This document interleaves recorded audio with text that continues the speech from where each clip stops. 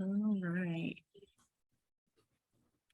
All right, so thank you again for coming to this evening's conversation. This is our info session with DPW, where we're going to talk about DPW in general, but also tactical urbanism. But I want to introduce myself first and then give you guys some information around the session and our speakers. So I'm Sharon Logan, and I am the Indianapolis Neighborhood Resource Center's training director. I'm very excited to connect all of you with some of our contacts at DPW and hopefully get some questions answered, as well as just get you some more information. I know DPW is one of those departments in the city that we sometimes wonder, does this fall under DPW? Does it not? How do we know? How do we navigate the process? So I'm super excited to give the space for us to learn tonight. So we want to make sure to kind of lay out the agenda for this evening so you all know what to expect. So we're going to start off tonight with some general information about DPW, and then we will do quick Q&A if we have time specific to general department of DPW. And then we will move into talking about the tactical urbanism policy, and then we'll have time for Q&A at the end for sure. And so I'm really excited to introduce to this evening. We have a couple of presenters. We have Ben Easley, who is the Chief Communication Officer for the Indianapolis Department of Public Works. And Ben's actually going to kick us off tonight with the general DPW info. And then we have Abby Brands, who is the Deputy Director of Policy and Planning for DPW. And so Abby's actually going to work with Logan Lane, who's also on the call tonight. Logan's from is the walk and bike coordinator at Health by Design. And so we're really excited to have both Abby and Logan talk about the tactical urbanism policy. So it is a few minutes after 6 and our waiting room has slowed down. So I will mute myself and hand it over to Ben to kick us off. Hey, good evening, everyone. Thank you very much for coming. I know so little in specifics, but a lot generally about DPW, just having rubbed shoulders with a lot of the good people that we work with for a while now. So I'm going to try to take us from a very wide scope to a very narrow scope of traffic engineering and the tactical urbanism policy by the time that I am done with this crash course on what DPW is and what we do. For my reference, who's advancing the slides? Who do I get to yell at to move forward through the slide? Or is it me? It's Logan. No, it's me. Oh, it's Logan. Okay, great.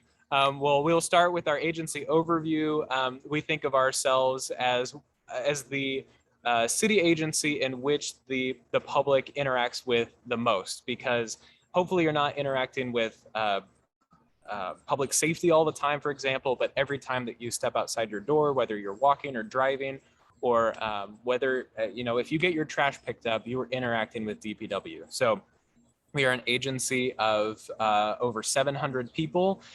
We just had our big employee picnic today, which is crazy to see all of those people kind of in the same place at the same time. But that was a lot of fun. We do a lot of the stuff around the city to maintain things, to keep our streets clean, and to rebuild our city piece by piece. So that is our mission statement, and I think we should blow right through it because we got a lot to cover. So next slide, please. Let's talk about what it is that we own and maintain. You can see the amount of pavement that we have within the city of Indianapolis to maintain.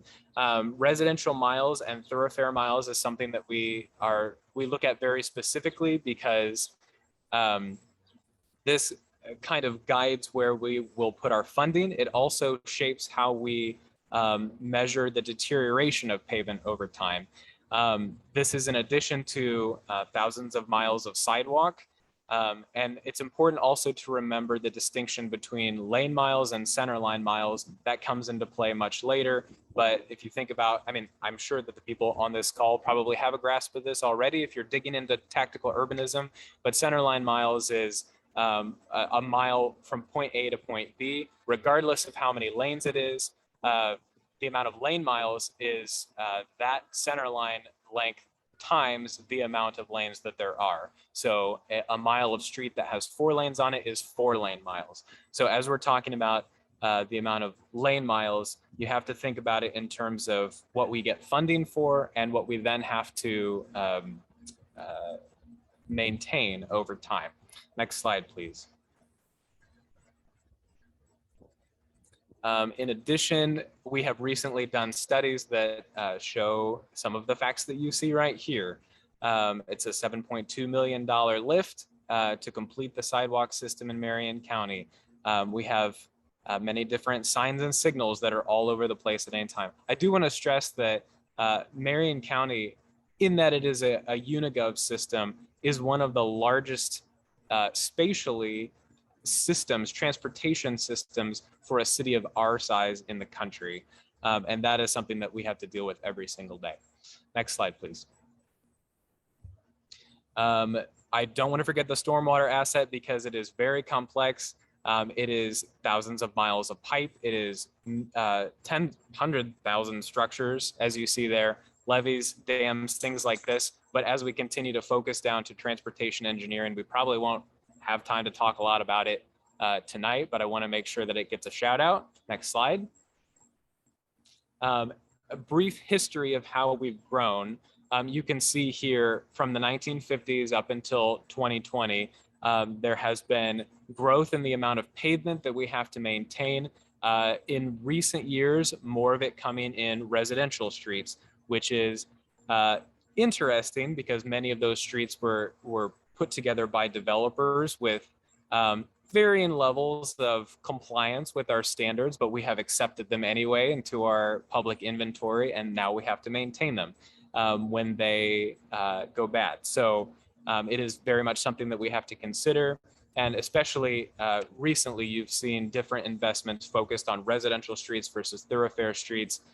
We know that thoroughfares are the streets that everybody takes. Residential streets are the ones that have to be, or that are most local to just a few people on a block or in a neighborhood. Next slide. You can see how our resurfacing our surfacing needs have changed. It's important to note that we try to be data driven in a lot that we do. We have both our residential streets and our thoroughfares biannually, I think is biannually, assessed as to their pavement deterioration every 2 years. So we continue to see, especially in recent years, progress in the investments that we have made in thoroughfares that everyone uses.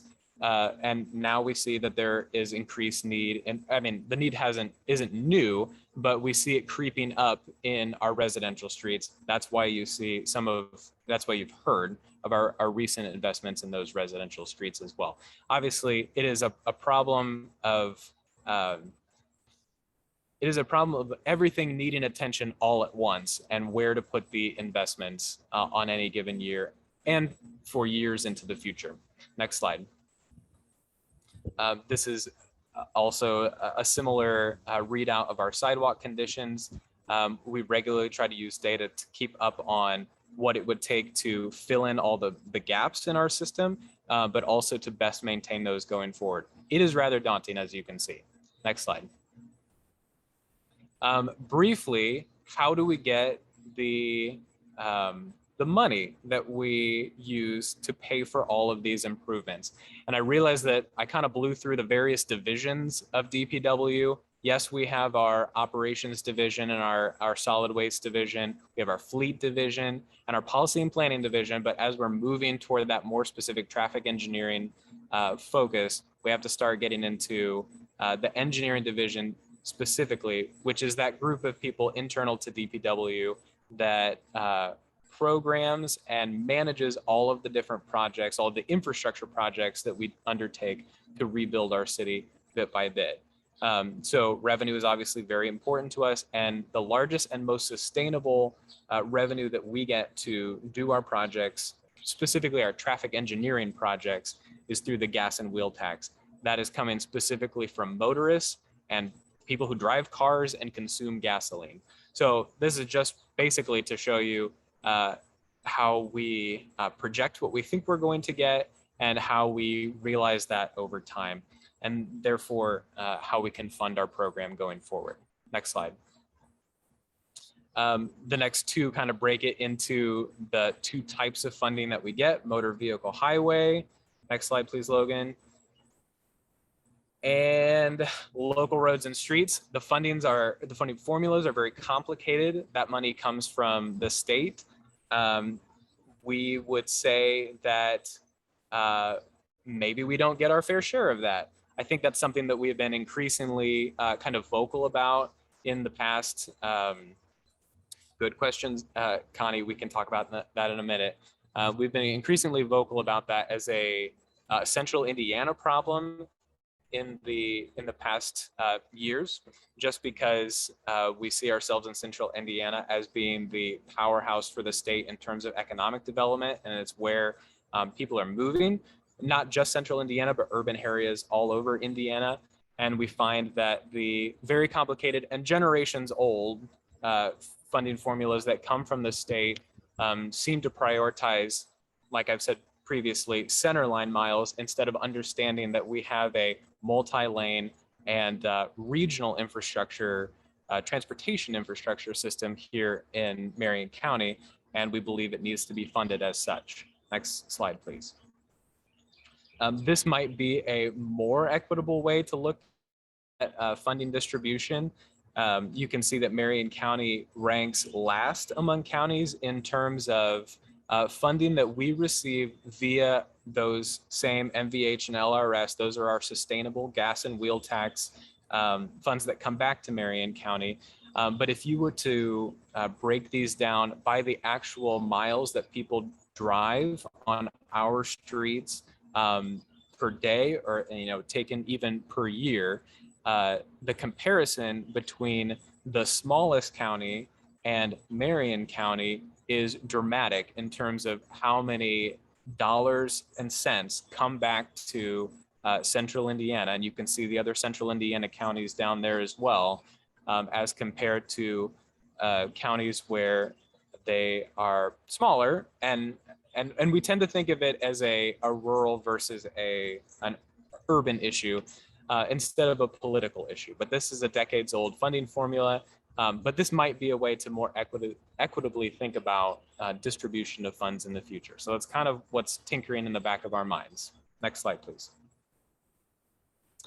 In terms of where we've come from and where we're going, this is a clip from our 2017 budget in terms of the funding sources. You can see the LRS and MVH on top there. Those are our, again, these are kind of our regular, sustainable, consistent funds that we can depend on. In 2017, we expected to expend about $78 million on transportation funding. And we projected at that point that in 2021, we would be spending about $67 million. Next slide. The other thing I'll say that's important to notice about this portion is how far out we project our program. It is often 4 or 5 years in the making, and you can see many different types of infrastructure that we work, or many different types of funding sources rather, that we try to bring into our program. Next slide. So in the past 5 or 6 years since that time, we have been able to bring in new and different types of funding. And I think that that is dramatic. That is what has put us in the position where we are now. One bright spot, I guess, has been the Circle City Forward program, which has come about in those years, mostly due to being conservative during the pandemic, but fiscally conservative. But that has allowed us to do several phases of what we've called Circle City Forward, or the mayor's office has proposed. Phase 1 was more to do with facilities. That's why we've got that in here. But a second phase, if you'll go to the next slide, please, included $25 million for residential streets. I talked about moving more toward a focus on local quality of life projects like our residential streets and our trails and greenways, which leads into the third phase, which was an additional $25 million for trails and greenways. several of them fully through to construction, several of them just under design. Next slide, please. Which brings us to the proposed transportation capital plan that has now been proposed in the 2023 budget, currently under review. You can see that where we were expecting to spend 69 or so million dollars in 2021, we completely blew that out of the water and are now planning to spend in this year $167 million, $278 million next year, $248 million the next year, and so on. It kind of trails off after that. But in bringing in multiple and varied types of revenue, we have worked to expand the transportation capital plan so that we can do more of the types of projects that we know that neighborhoods are seeking. It allows us to continue working on thoroughfares, but also to address local streets, to invest substantially more than in the past in our trails and greenway networks. And if you'll go to the next slide, Logan, I think it talks about, okay, that just breaks down the capital plan. One more. This is our capital plan, or I'm sorry, our capital improvement plan over the next 5 years. Projects on every side of the city. We are working to be more holistic in how we look at transportation safety as well. If you go to the next slide, Logan. Okay, one more slide about trails because we like trails.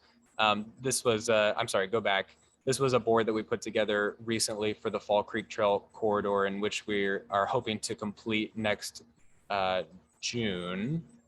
One more forward, sorry, there we go. The Fall Creek Trail, connecting it fully from downtown out to Fort Bend. We expect to spend $37 million between 22 and 23 on various projects that have been moved into planning previously and are now funded for construction. The next slide is a continued focus on pedestrian safety, which is kind of as we're narrowing the cone from transportation engineering into pedestrian safety specifically. I'll note that in this budget, we continue to work on organizing our projects by pedestrian crash zone area. That's what you see in the image right there. I'm feeling like we have a little bit of breathing room here at the end before we get into questions, so I'm gonna hover on this point for just a minute. This, I think, is one of the most comprehensive ways that we have tried to address pedestrian safety, in that crash data is notoriously not that clean. We get it from the Indiana State Police, and the reporting is just jumbled often.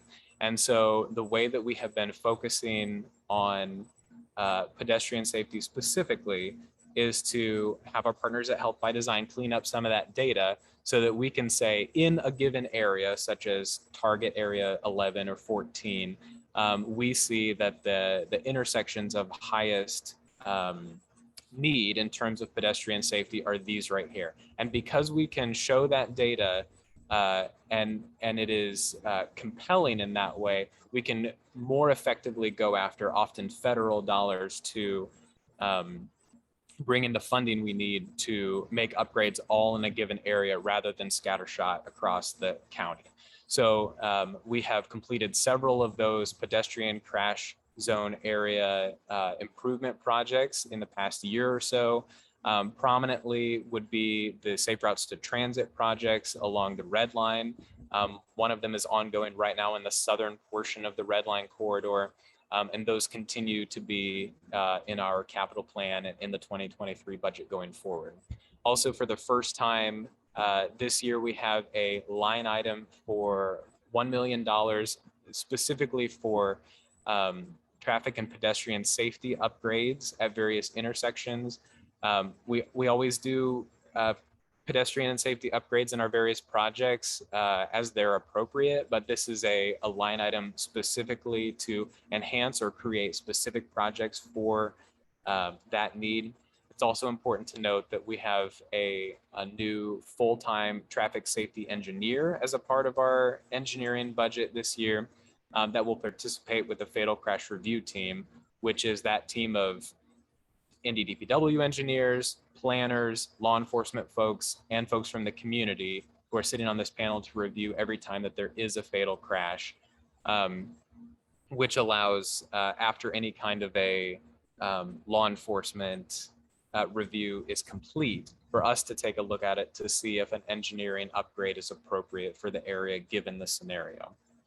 So all of this to say, I believe that as a department, DPW is very wide and diverse. We do a lot of different things in taking care of our streets and our roadways, many things beside. And then specific to DPW engineering, we have a group of people who are working to rebuild our infrastructure with every available dollar. We have more than doubled the budget that we have been able to bring in to do these projects in the past 5 years.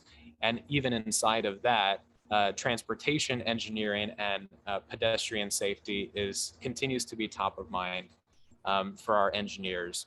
With that, I think that sets us up for a conversation about what policies we can put in place to empower neighborhoods to come alongside what DPW is doing. Obviously, the budget that we have is not taking care of every single issue that we have across the city. We understand that. We are working to bring even more revenue into our program so that we can do more of these types of projects.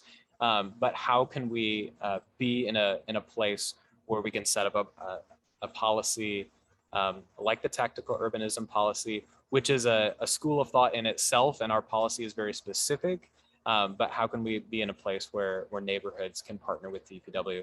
And I will turn it over to Logan and Abby eventually to talk about those things. But I think, Sharon, we have a few questions. I was trying not to get distracted with them as they were popping up in the box. Well, they were popping in front of my slides. But I will say, we did take a look at your preview questions related to this, but so that we don't slow down in our conversation about tactical urbanism and transportation engineering, I wanted to put some of the easy stuff that we have on the website right here. If you have questions about trash, about heavy trash, about which projects are going on, about your stormwater fee, and other larger regional safety, pedestrian, and transportation plans, much of that is online. If you go to indy.gov, specifically with the major projects, try searching major infrastructure projects. I know that seems obvious, but I've had good luck with just that keyword specifically to find our page that includes different accordions of different types of projects. And those, that can be sometimes hard to navigate, but a lot of the big ones are in there. If you have a service specifically like my trash got missed, or I don't know, something got illegally dumped, go to Request Indy or call the Mayor's Action Center to report that. If you get in touch with me about that, I'm just going to be like, they want to track that. Please open a service request. But beyond that, if you have general information questions, the three folks from the Public Information Office, our email addresses are there at the bottom. If we can't get the question addressed tonight, or if it's outside of the scope of what we're talking about tonight, feel free to drop us a line. We would be happy to point you in the right direction for information. I feel like I've covered so much, and I know that sometimes I just babble. So please hem me in with questions if you've got them. Perfect. So Ben, we have a few in the chat, and then if anyone has one around specifically what Ben talked about, not tactical urbanism yet, then we can try to jump into that. We're good on time. Ben, you were amazing. So the first question was, why is DPW continuing to increase the amount of lane miles in Indy when maintaining the existing lane miles would take the entire city county budget? I think that, well, I'm sure that we are increasing lane mileage in different places. I also know that that road diets, for example, are on our plate as an idea to get rid of pavement. We agree with you. Maintaining a lot of pavement is unsustainable currently, and also with the amount of funding that we get. That is very much in the back of our minds. There are several places. We just did a highlight down on South Emerson where there is a widening. If you've ever driven down on South Emerson, you get stopped at the hospital a lot. I can kind of understand why the MPO wants us to reimagine that corridor. But in addition to that, I think that we are being extra sensitive to the fact that there are pedestrian needs in that type of project as well. For example, in that one, we're including a multi-use trail that will connect to Johnson County. So that's 2 miles of pedestrian trail that would not have been there before. So we are working to be sensitive to both the needs of pedestrians and motorists as well. Perfect. Next question is, how does growth in street mileage mirror growth in population? That's a really good question.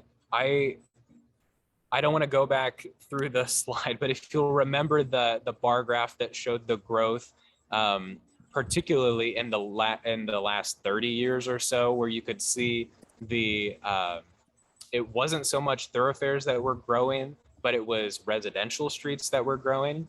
I think that we have a pretty set thoroughfare network, and in the past 30 to 50 years, much of the pavement that we have seen has been developers going in and doing those residential streets, which is great for new neighborhoods. But if they don't include pedestrian facilities, for example, that is a problem. And also, we are now getting to the point where many of those roads are in need of repair, and they are now on the city of Indianapolis to maintain. So it does mirror population growth. And I think to the point of urban renewal, like we're seeing lots of folks come back to the downtown core and the city of Indianapolis specifically. I mean, point well taken. There are more people here, and yet our we are still rated in terms of our centerline mileage and not in terms of the vehicle miles traveled, for example. We've got more people. We still have basically the same amount of roadway, and we are still receiving the same amount of funding to try to build out a transportation network for all these new people who have moved back to central Indiana. Just my thoughts. Perfect. Next question. It was actually around one of the previous slides. Why such a dip in the revenue in August of 2021? And it said 2020 gas tax. Yes, that's just a very, I've heard our CFO answer that so many times. I believe it is because NDOT takes their cut first, and they are on a fiscal year that starts in July. So we know that dip happens every year, and we plan for it every year. It's not like people aren't buying gas in July and August. They just get their cut first, and then we get our cut. Okay, perfect. We have a couple more. And let's see, where am I at? Why are expenditures expected to decrease year over year? I believe that's referring to our expenditure table.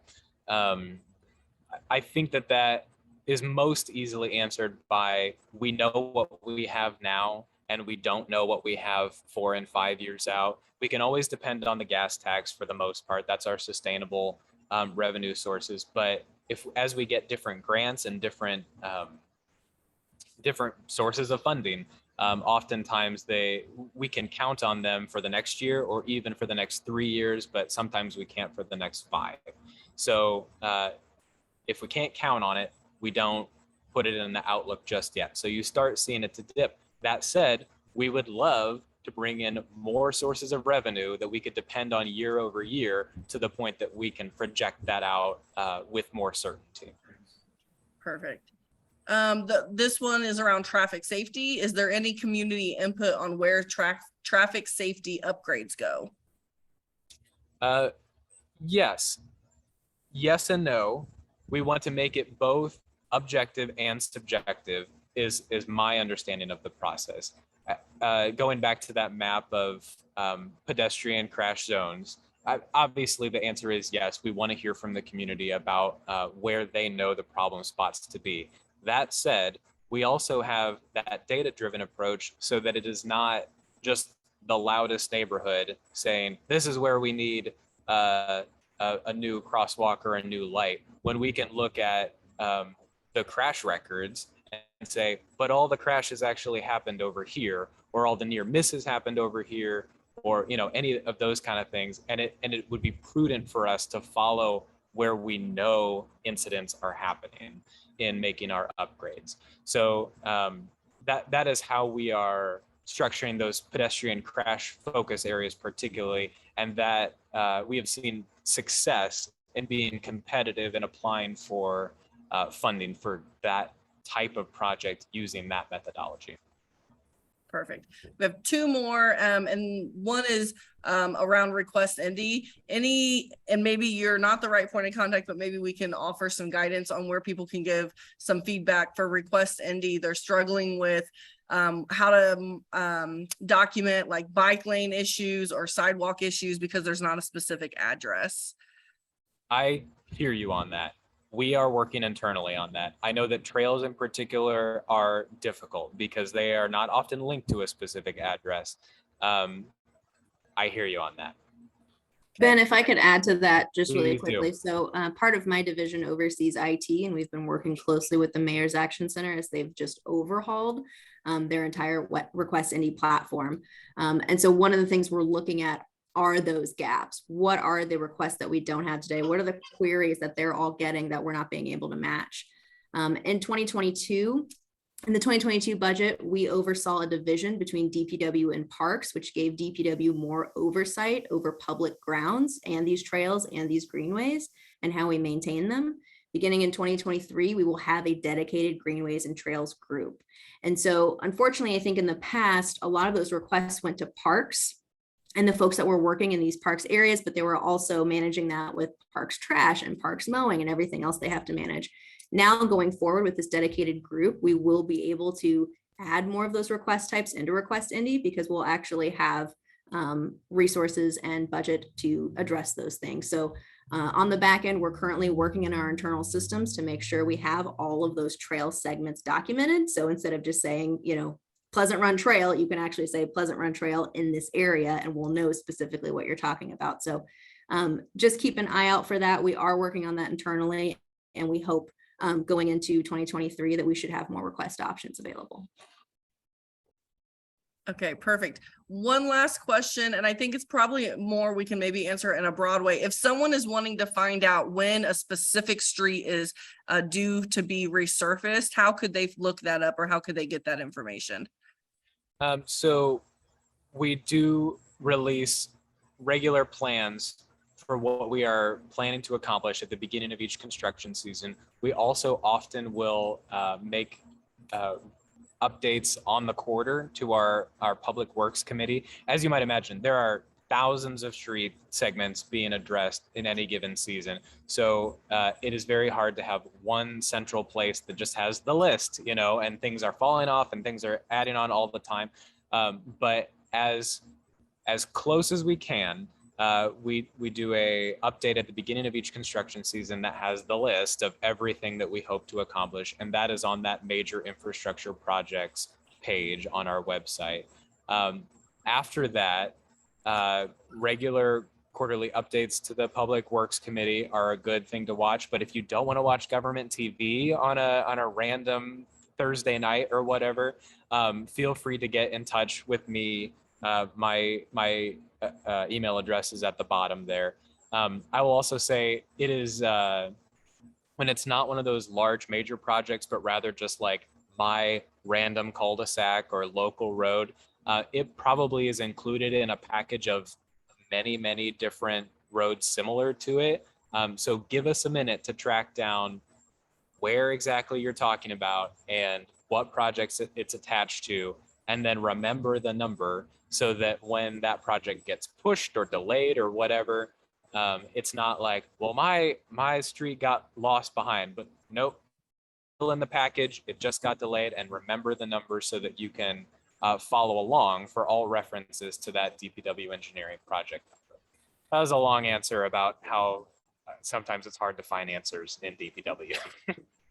Perfect. So we are getting ready to switch over, but before we do, I did want to, Jed had asked, I think what Abby was talking about with Request Indy, would sidewalks be included in the update? Is that what you were talking about, Jed? To track along on Request Indy, I believe, Yes. right? Yeah. Like to better specify where the issue is. No, where she was talking about the greenways and the trails, would, I thought that how to report those kind of issues, would you be able to report sidewalks there too? I think that's something we can look into. Ben, you may know historically why engineering made some changes, because I think partially people would say, you know, I want my sidewalk done. I know over time, those were just collected and used as far as the capital planning process for engineering to say, okay, these are the sidewalks we're going to address. Anytime there's a sidewalk issue that has an ADA component, we definitely want to know about it so we can escalate it and get folks out there to put in hopefully a permanent fix, if not an interim fix. But I can't speak specifically to historically why sidewalk requests have been iffy. I know our engineering division has made some changes just to make it easier for them for the capital process. But as of right now, my team is focusing more so on the trails and greenways piece. For the questioner, and I can't see you, sorry. Are you saying that you're having a hard time pinning down the exact location of where the sidewalk issue is, or that it is difficult to express what the issue is, like a full replacement of a panel, or like grinding down just a trip hazard, or all of this we can work with the Mayor's Action Center to better capture. But what is the issue specifically? Yeah, like I've been submitting sidewalk issues for the where you submit street issues, because there's no place to submit sidewalk issues. Okay. Thank you. I would say part of that is also due to the fact that our transportation dollars go to the transportation network, which does not include sidewalks.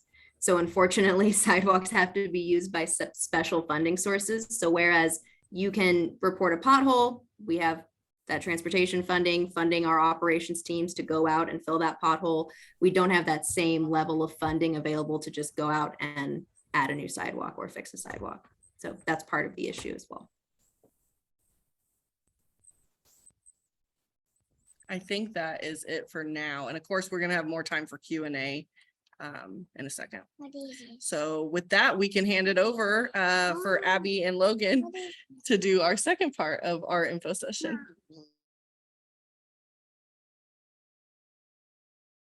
Awesome. Thank you guys. And see so many familiar faces. It's good to see you all. I'm going to do a brief overview of what Health by Design is and what technical urbanism is. Always start with Health by Design. So I'm just doing what I know. I'll start with technical urbanism first and give a brief definition, and then give a few examples, and Abby will come in behind me and address what that means per the tactical urbanism policy here in Indianapolis. And so tactical urbanism refers to a citizen-led, community-driven approach to neighborhood building using short-term, low-cost, and scalable interventions to catalyze long-term change.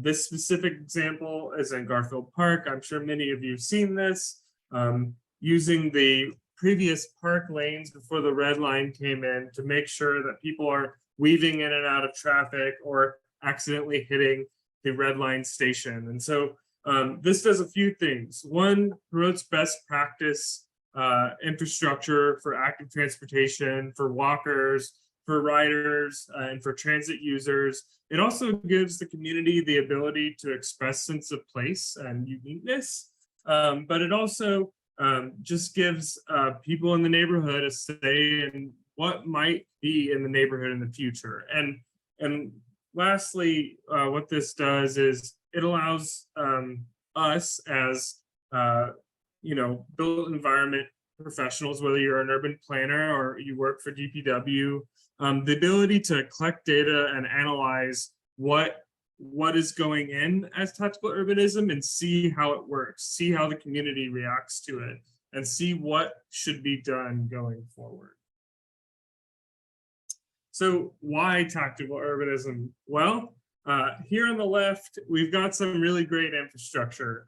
When we think about Indianapolis, one of the first things people think about is some of our trail systems. We've got the Cultural Trail and the Canal and the Monon and so many others that are great and fantastic ways to get around. But we also know here on the right, we've got infrastructure that is really impassable, whether you're a walker or a bike user or you use a wheelchair. It's not great everywhere. And so one of the things about tactical urbanism that's really great is we can think of low cost, cheap material ways to address serious issues with our infrastructure in a quicker, more efficient way than if there were permanent infrastructure. However, what that means is we want to take tactical urbanism, test it, demonstrate it, and make sure that there are plans for that to go forward as a potential permanent solution. So a few examples of tactical urbanism across the state of Indiana, and I want to give a little shout out. These pictures are from Health by Design's active living workshops, where we work with community members across the state on thinking about active transportation and making infrastructure better for their communities. This specific example is from South Bend. They've got a really funky intersection here where the streets don't align, where they put together a roundabout, and you can see the cones and the art kind of guide traffic through the intersection. As you can imagine here, the speed was very, very quick, and having these roundabouts and paint kind of slows down the traffic and makes people really think about what speed they move through this intersection. Something really great about tactical urbanism is you can get the community involved. Every kid loves painting on the street. I love painting on the street. And so it's a really cool way to get the neighborhood association out, get school kids out, and get neighbors out to meet each other and work on this project together. Next, we have an example from Fort Wayne. This is a similar intersection where streets don't align and there's a split in the street here. This is specifically a charrette that a partner of ours at Health by Design, Pete Fritz, drew, and he actually might be here tonight. You can see here in the corner, there's kind of an awkward space here where cars could go through pretty quickly, and he decided to draw a little bump out of trees and plants and create a crosswalk here in the corner, and also allow for a bike lane here, just slowing the street and guiding traffic in the way it should go to create a safer environment. These Fort Wayne partners love that so much that they went ahead and did a tactical urbanism project here in Fort Wayne, and you can see in that little intersection they had the roads closed down for, I believe, an entire weekend, where they added a bike lane and a parklet and some games. You can have a lot of fun with these projects, and Abby will talk a little bit about the difference between a demonstration and a pilot, but I'll let her take care of that here in a second. Next update, or next example, is from Columbus, and this is just a rendering here, but this project really shows extending the curb and how you can do that with ballards and also paint, making sure that you're extending the curb so that cars don't take turns so quickly, and how that might slow traffic. And with that, I'll give it to Abby. Thanks, Logan. And just a warning, similar to Ben, I am a babbler. I will take one long breath and just talk for the next 15 minutes. So I'm sorry if anything I'm saying is way too fast.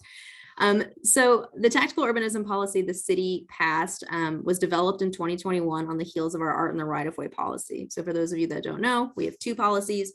One, art in the right-of-way allows you to make more permanent artistic installments in the right-of-way, think street murals or sculptures or things of that nature. The other is tactical urbanism, which is Logan just mentioned, is far more temporary in nature. You're usually testing a theory of some kind that might lead to a permanent intervention.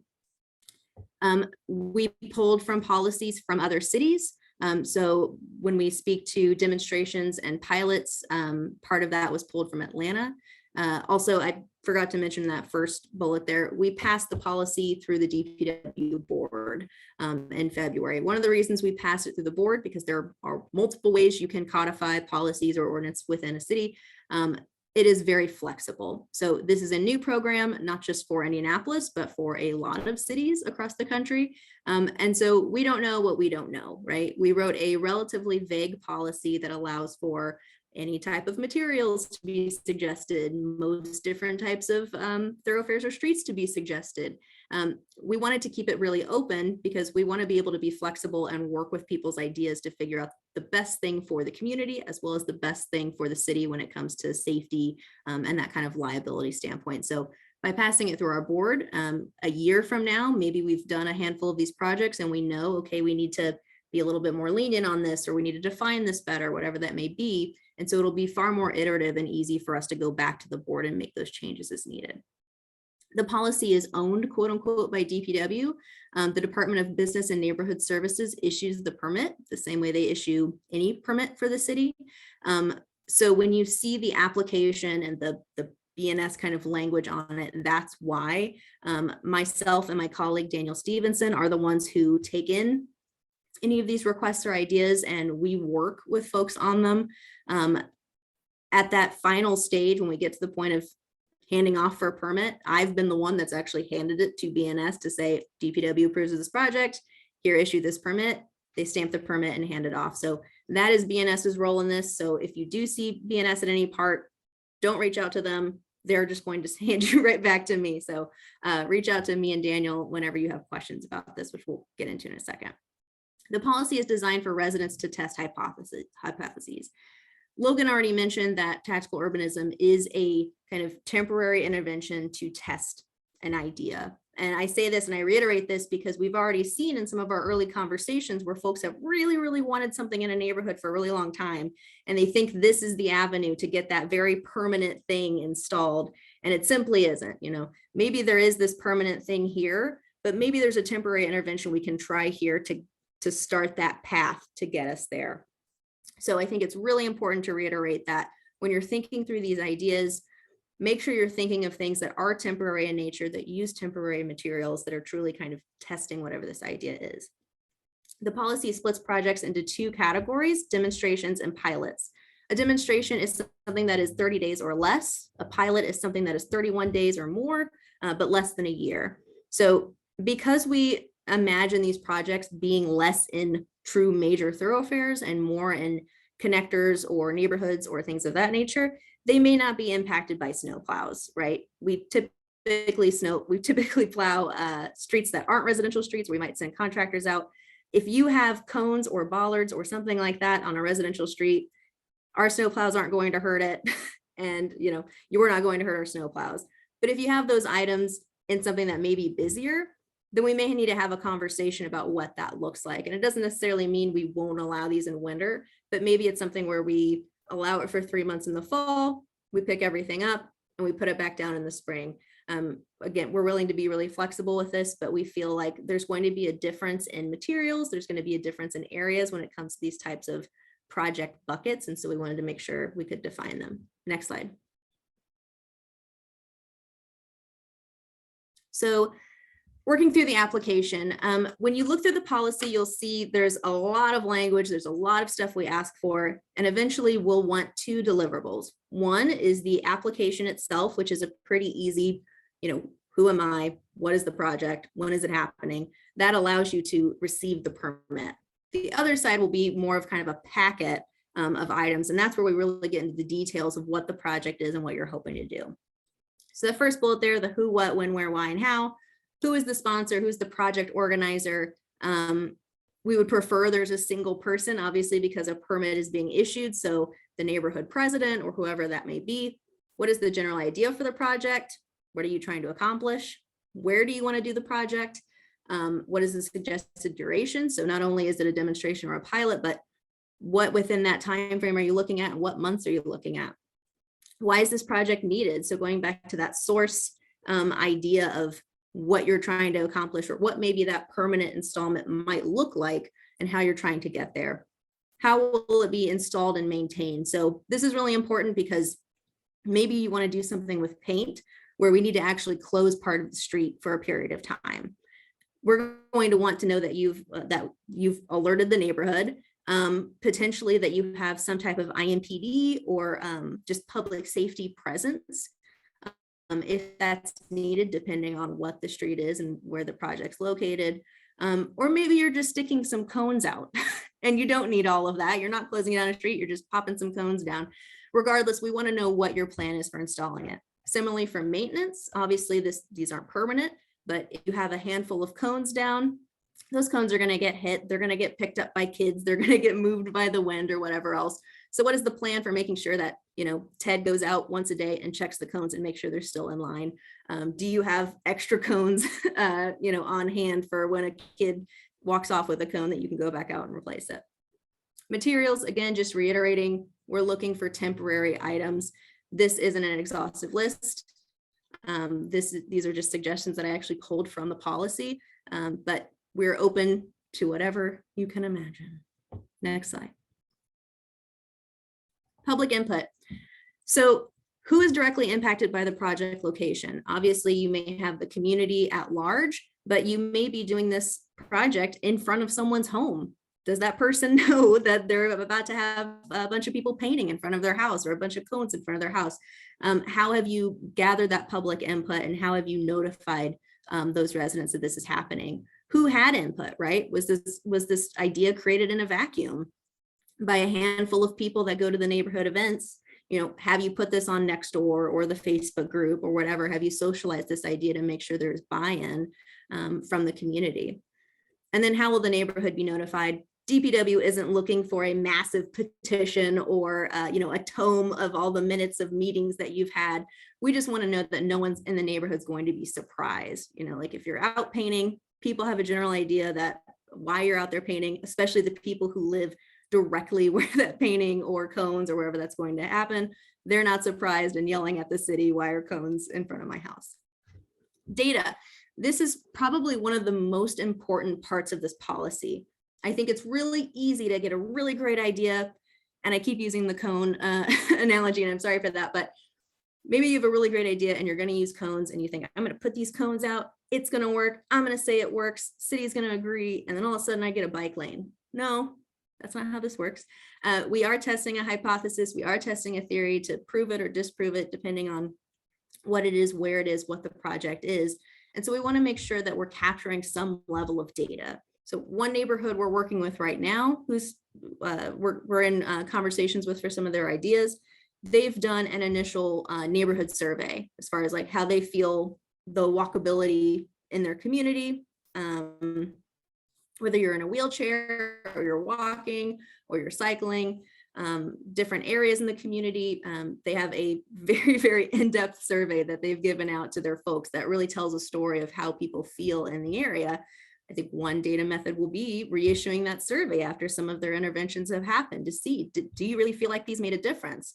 They're also looking at buying a speed like radar gun so they can test some current speeds in the neighborhood, test them when the project's happening and afterwards.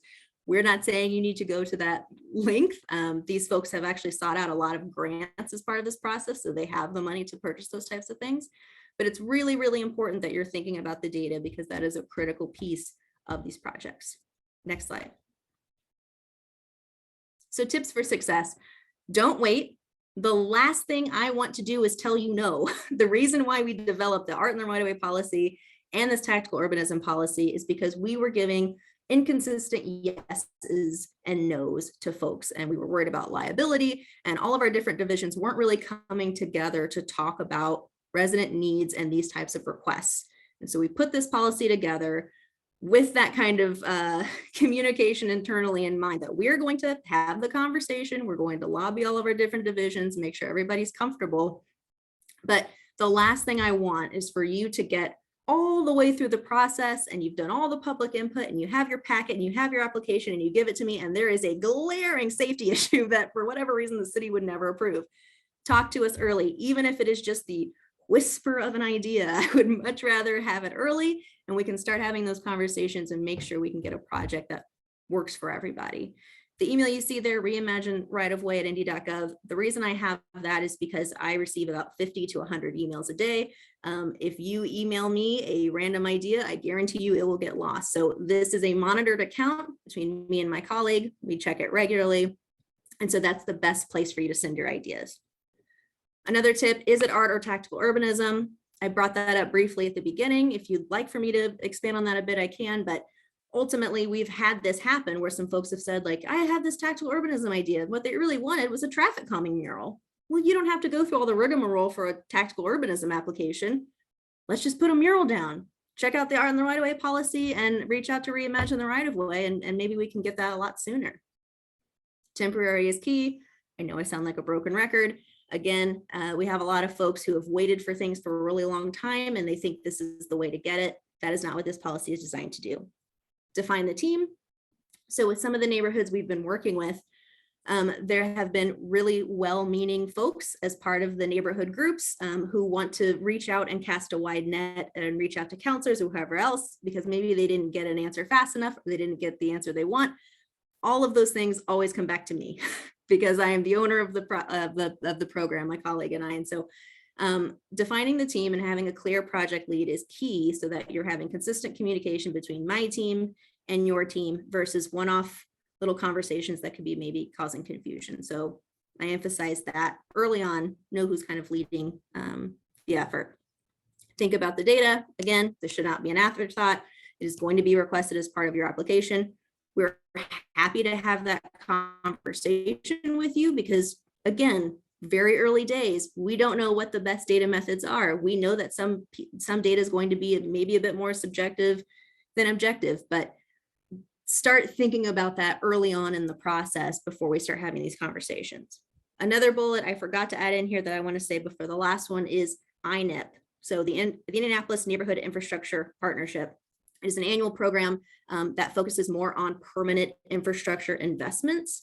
It is, I'm not going to go in detail because we could do a whole seminar on that, but essentially it is an opportunity for neighborhoods, communities to match funds for these types of investments. So let's say you have a sidewalk you want, you have businesses, you have neighbors, you don't want to focus on tactical urbanism and wait for that. You have the funds now where you feel like you can match DPW to do that project. Apply for INIP. Don't waste your time with tactical urbanism. We are willing to have the conversation with you as far as the INIP process, and that may just overall be better for you and your community depending on what funds you have available. Finally, be flexible. Like I said, we wrote this policy because I don't want to say no, or if I have to say no, I would love to say no to that, but how would you feel about doing this instead? And so again, this is a very early days program for the city. We are changing a lot of minds internally every time we take a project idea to the team and we lobby it. And so be flexible with us. We're doing our best to try to shepherd these things along and see this progress in the city.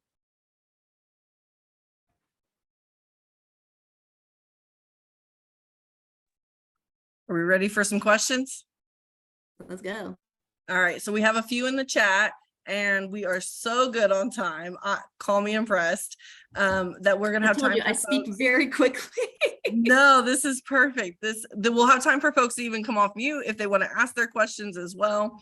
But the few that I have is, can art in the right of way be done on sidewalks? I believe is what Connie was asking. Yes, definitely. I think depending on what it like where it is interesting, right? Because if you want to do it and it's on a very, very busy street, that may be difficult just to ensure safety of volunteers and those who are painting, but yes, definitely. Okay, perfect. And what is an anticipated budget? I don't have a great answer for that question. I think because DPW isn't handling any of the funding sources, and it really comes down to what materials you're using. Are you using paint? Are you using cones? I know we've had some conversations with Big Car, who has a lending library, and they've had discussions about potentially lending things to communities who may want them. The city at some point may be able to issue a lending library, but I honestly don't have a great answer to that question. And let's see. If a pilot project is well received by the community, is there a process to renew for another year? Sure. I think this is something that, again, early days, I think if it's successful and you come to the city and we have those conversations early and we're all in agreement, depending on what the project is, why not? And where would someone go if they're wanting to do a traffic calming mural? That would be art in the right of way. So anything that's going to be a more permanent mural that you intend on maintaining over its lifetime. All we kind of ask is that there's a maintenance plan and that there is some level of fiscal responsibility. So whether that's saying like, yeah, my neighborhood association is willing to set aside this little pot of money to make sure we always have paint available if somebody defaces it, that type of thing. And just to make sure that there's some type of maintenance plan that you're going to go out annually and make sure and touch up things, or, you know, make sure there's leaves cleaned off of it, that sort of thing. But yeah, that sounds like art in the right way to me. And then, so this is a question I get often, which is why it's my question. So what do I tell people? What does art in the right of way mean? Like, where do they go to apply? Like, what does that process look like? So it's the same as tactical urbanism, quite honestly. There is a application that is a one-page application for business and neighborhood services. Again, just for the standard permit, who am I, where am I So putting the art? What is the installation BNS plan? has an application, is what you're saying? Yes, yeah. Okay. And then the separate packet that you would put together that would have, where is that art located? We want to see a visual kind of image of it, you know. And these don't need to be beautiful. These don't need to be, you know, gorgeous applications. I'm fine with some things that look like screenshots from Google Maps. We just want to have a general idea of what you're looking to do. Okay, perfect. And then let's go back. We've got a few more that came in while we were doing questions. Connie had asked about if there was past projects that, and I've forgive me if I'm wrong, but that this is too new of a policy. There's not past technical urbanism projects to refer to at this point, correct? Correct. Yeah, we're actually really hopeful that over the course of the year, after we have more of these projects, we can develop more of a easy to read kind of how-to guide that would use references from projects that have happened in the city. And someone had asked about instructions for filling out an application for tactical urbanism. Could that be emailed to participants? Sure. I mean, at the end of the day, like I said, it's the application itself is pretty easy to read. It's just the main bullets of what your project idea is. The packet is going to be what's more involved. And that is honestly what is in this PowerPoint, outside of maybe a few more detailed things. Those can all be found in the policy. And the PowerPoint will be. Policy is online. Sorry to cut in, Sharon. Yeah. I don't know if we have said that, but the instructions to the policy and how to fill it's all online at this point. So Yeah. we can definitely, for the participants, get that link to everybody. Perfect. If we can get the link even in the chat, I can make I'll sure to work on send it that. in the follow-up email. If there's a link for the art in the right of way as well, that would be great as well. Yeah, I think it's on the same page. Okay, perfect. Let's see, we're gonna keep going. There's another question about best practices, project references. So it's too soon to really have a previous project to reference, but let's see. Someone wanted to know if tactical urbanism projects could include repainting faded crosswalks.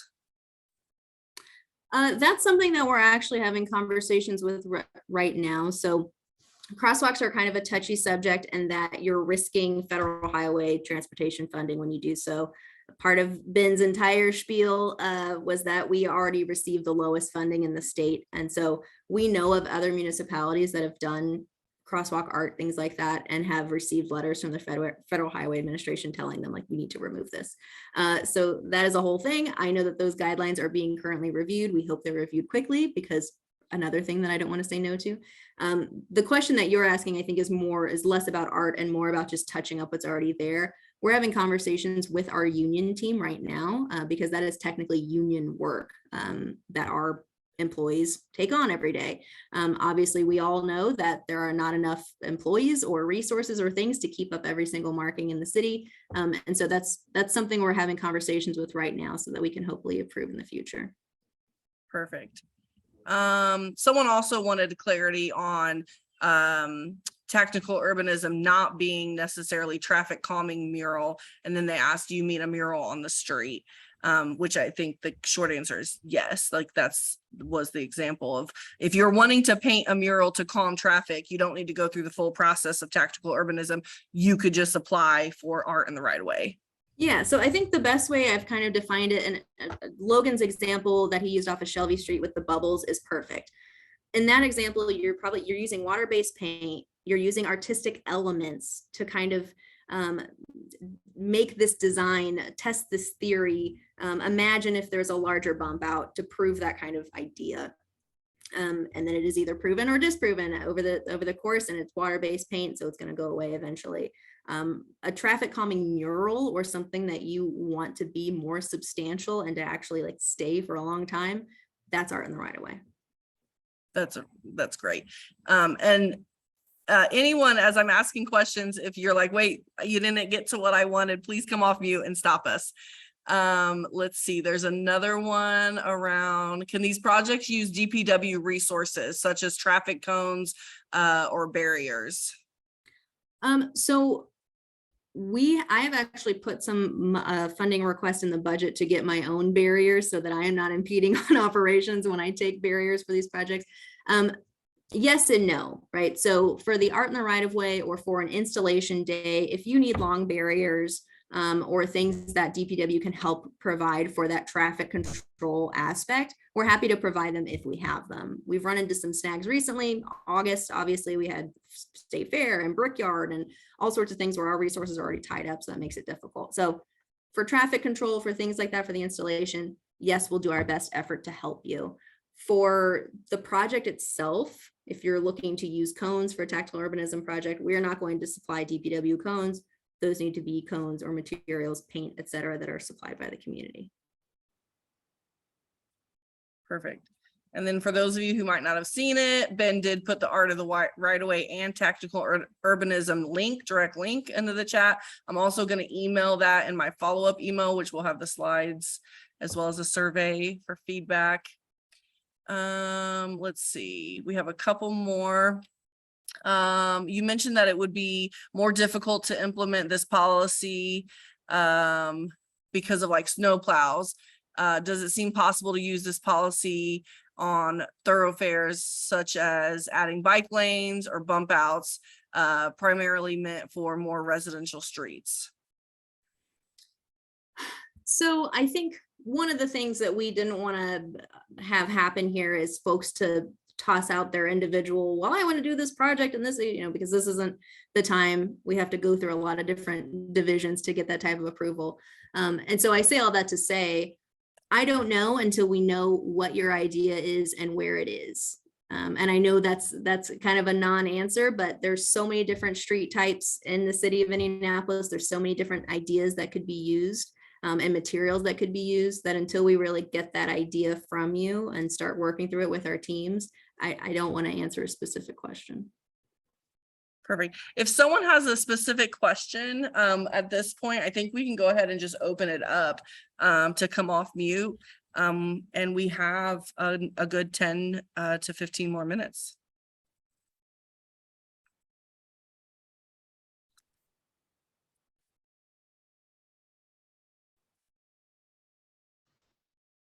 So I guess I have one quick question. So the cones. Leslie, it is really hard to hear you. Oh, sorry, 1 second. I guess I have one comment or question. So my neighborhood installed a traffic calming mural and it went really well. The cones are relatively inexpensive. You can get a truck bed full of them for about $40 for the weekend. Just if other neighborhoods are interested in doing that. The expensive part was really hiring an off-duty cop. So those go for between $60 and $80 an hour. And so I don't know how much sway the Department of Public Works has, but if those resources could be used, I mean, this is really an opportunity for public safety to come out and demonstrate they're committed to the neighborhood. And it would, I mean, it was like our second biggest line item was to pay for public servants Yeah. to come out and provide us with safety. So yeah. I will say DPW does not have any sway over IMPD. That would be helpful if we could, have our way with some closure sometimes. So while we're happy to extend, an internal communication to ask, I can't guarantee that we have any sway. I will say there is a difference in that your specific project was on 16th Street next to a hospital. And so there were specific guidelines that we had to make sure that we were ensuring from a safety standpoint, and that mandated to have some type of public safety on site.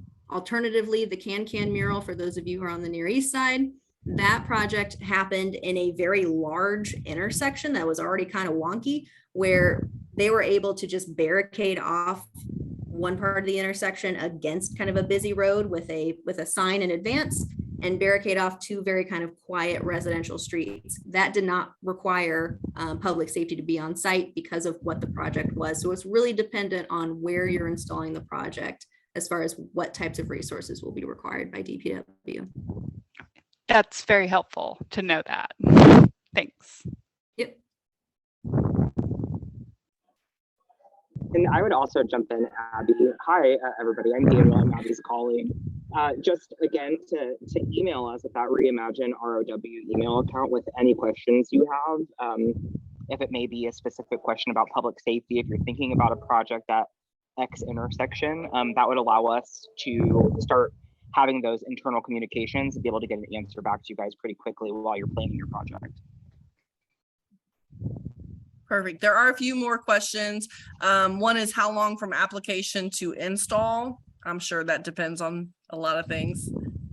Yeah, I saw. So one of the pre-questions had that, what is the idea? I think it depends on what the idea is and where it is and how ready the neighborhood is, how ready our department is, if it's something we've approved before, or if it's a new idea we have to work through. I wish I could give you a better timeline, but not. Perfect. Another question around if there's any resources to find grants for tactical urbanism. So the city does not offer any grants, but I know the state of Indiana offers a tactical urbanism grant. I know AARP was offering kind of a quasi tactical urbanism grant. I know Logan, I'm sure you have other ideas, but I know there's plenty of organizations that are kind of offering these one-off grants at this time. Yeah, on top of my head, League of American Bicyclists also offers tactical urbanism grants from time to time. Walk Bike Places and their People for Public Spaces offers grants all the time. It's really helpful to sign on to any and all newsletters that deal with walking, biking, and transit use. That's often where you see them. But if you have any questions about grant opportunities, Health by Design is, Health by Design is very on top of like following and tracking those grant opportunities, and we'd be happy to send those along to you all. Just so you know, there are opportunities out there. The money part's the hard part, I think, and we realize that. So.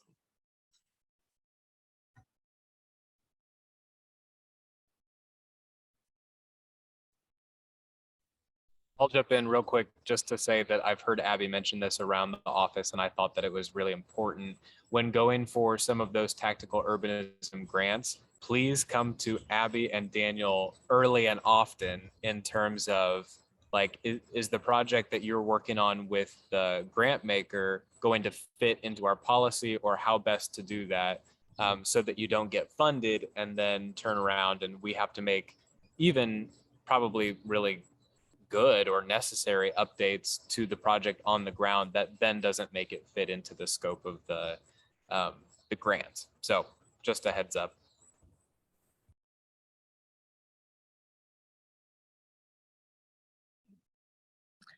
Cecilia, you've been asking some questions in the chat, and I want to make sure that we get to you. Do you want to come off mute and ask your question?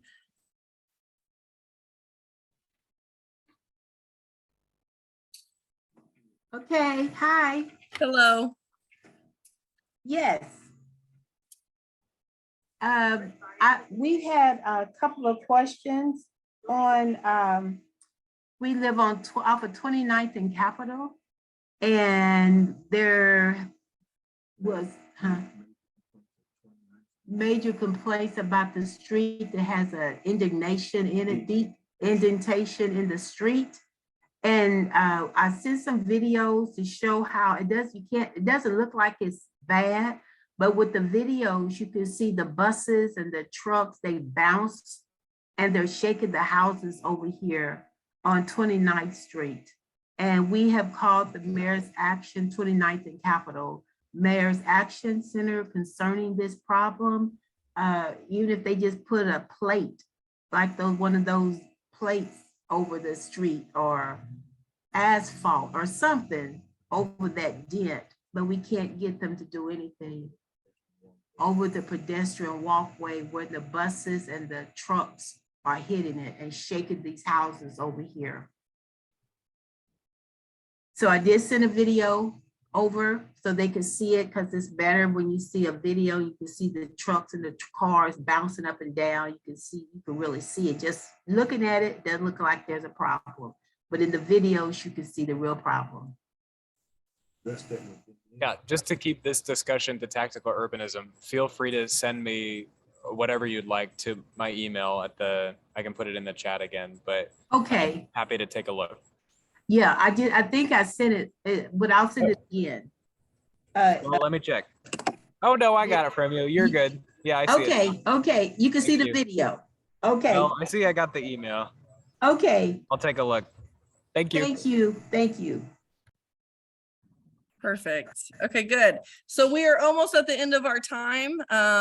And I want to respect everyone's evening and know that you all may be hungry and ready for dinner. Is there any last final question that you want to ask now before we close out? And again, you do have email addresses. You'll have the recording as well as the slide deck and an email coming shortly. Who will attend our neighborhood association meeting from DPW? Is there anyone tell us that? I can respond to that in that email that you just sent me. We can coordinate on something. Okay, perfect. It's always the second Mondays at Ivy Tech Community College, 6 o'clock. Thank you. Yeah, thank you. Perfect. If Ari's on this call, she's probably writing that down too for my NRC. Yep, definitely. And I wanted to add, thank you, Sharon. Miss Cecilia, what neighborhood are you from? Highland vicinity, Mid-North. Awesome. Okay, I'm neighborhood engagement director, so I'll be popping up at that meeting. Can you put your email in the chat? Absolutely. Thank you, ma'am. Perfect. All right. Well, I appreciate everyone. I appreciate our speakers, Logan, Abby, and Ben. I appreciate all of you for hanging in there with us tonight. Such great questions. I'm really excited to see all the great work that's happening across Indianapolis and looking forward to seeing some of these projects come to life. It's really exciting to be a part of it. So please let us know if you have any questions. Keep an eye out for an email from me coming this evening. And then if you want the recording, give us a few days. It'll be up on the website and our YouTube channel as well. What day? All right. Thank you all. Have a good night. Thank you.